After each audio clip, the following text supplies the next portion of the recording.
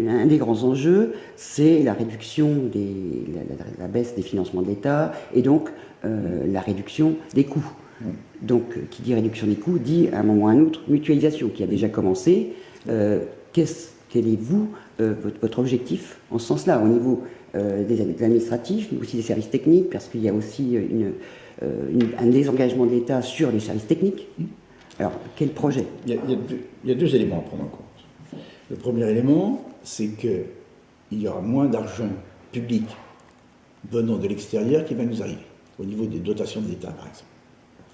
À l'inverse, il y aura des moyens à aller chercher dans le cadre des contrats avec la région, avec l'État et avec l'Europe. Mais je reviendrai sur chacun des points. Pour faire des économies d'échelle, il faut obligatoirement passer des économies de fonctionnement, des réductions de nos frais de fonctionnement. Il faut obligatoirement passer par la mutualisation des services. Obligatoirement. La mutualisation des services, c'est entre l'agglo et les communes. Et chacun comprendra que la ville de Saumur devrait y prendre une part importante, puisque les services, ils sont d'abord là.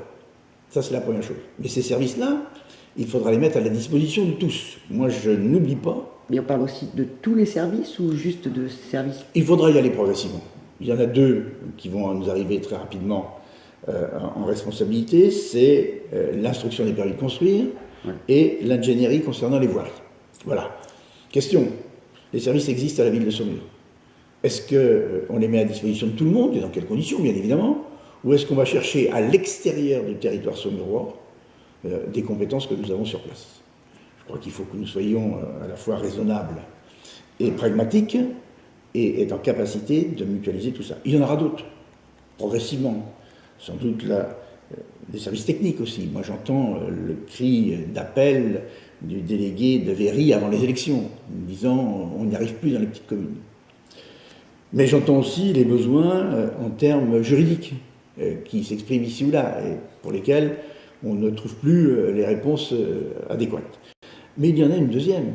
La deuxième, c'est d'aller chercher à l'extérieur des subventions dont nous avons besoin pour pouvoir investir sur nos projets.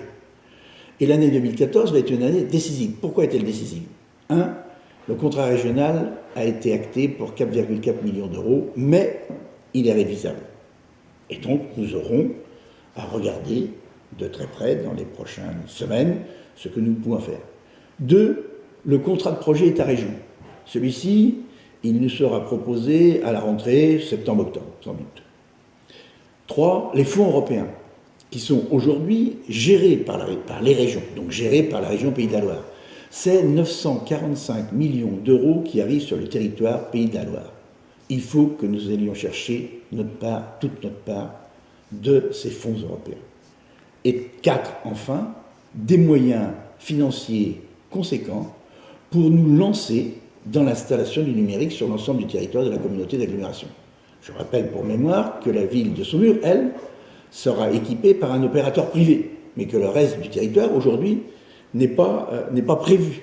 Et cela incombera, évidemment, à la communauté d'agglomération, si l'on veut qu'il n'y ait pas demain rupture entre nos territoires ruraux, cette fois-ci, et les territoires urbains. Et c'est bien de la responsabilité et de la volonté politique de l'ensemble des élus que nous dépendons pour obtenir ces moyens.